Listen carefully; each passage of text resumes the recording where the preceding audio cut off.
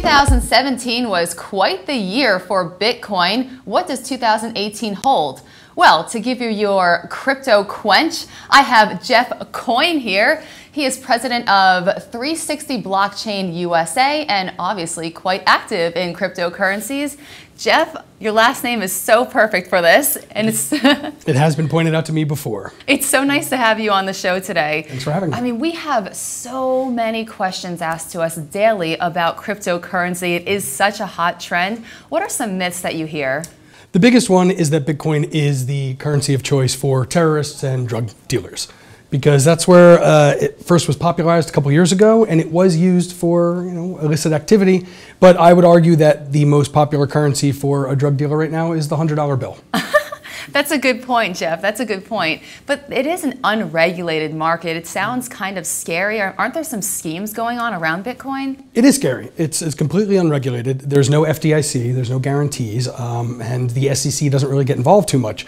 You'll see all the classic stock market schemes, pumps and dumps and insider trading. And it's very much a buyer beware kind of place if you want to step your toes in. Okay, but if it is regulated, would that kill the trade? I think we'll see vehicles and financial products that trade in cryptocurrencies face regulation because in theory, cryptocurrencies are a global technology that you really can't clamp down. Okay, so how do you recommend following and researching this Coinbase? It's a lot. It's starting to read the trades. It's a fairly mature market in terms of the media. There's half a dozen trades out there.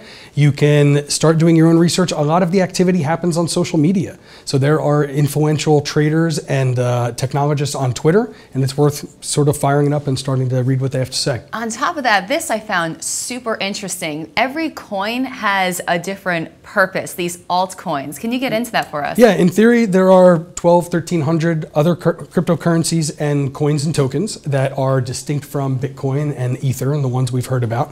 And a lot of them are launched with specific things in mind. You'll have a coin that's designed to be used for cloud computing. So there's a competitor to Amazon out there.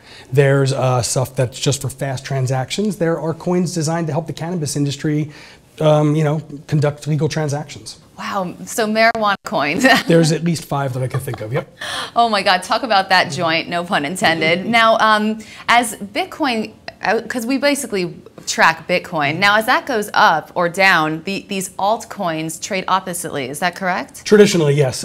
You tend to see if Bitcoin is falling flat, you'll see the real traders kind of get out at that time and go to the altcoins. So it's sort of like having 2 different indexes against each other. So altcoins do well. Bitcoin tends to fall, and if Bitcoin suddenly takes off, you'll see people want to take money off the table, and they'll take their altcoin holdings over to Bitcoin and often trade out into dollars. Interesting. And behind all these cryptocurrencies, they operate differently too. The terms are proof of work versus proof of stake. Could you explain that to me? Yeah, those are the 2 core technologies that are blockchain. So blockchain is the technology that drives Bitcoin and all these cryptocurrencies.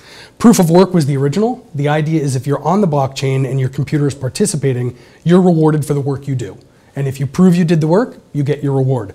Proof of stake was another one that came along that is more, if you're a stakeholder on the network, you are deemed a valuable participant, so you'll get your rewards just for holding some of the coins that are being worked on.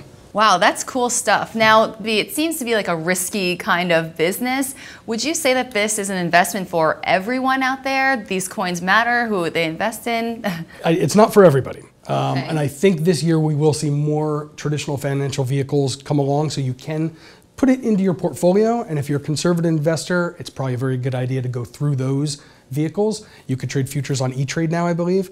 But if you have an appetite for risk and volatility and you're not going to lose your mortgage, you can jump in directly onto some of these exchanges. Awesome. Well, I'm sure you'll be trading in the coin industry this year. Is that correct? It's going to be a busy year, I think, yeah. Awesome. And for our viewers, if Jeff has inspired you to trade cryptocurrency, good luck this year as well. Jeff, it was so nice to meet you and having you on the show. Thank you. Thank you very much.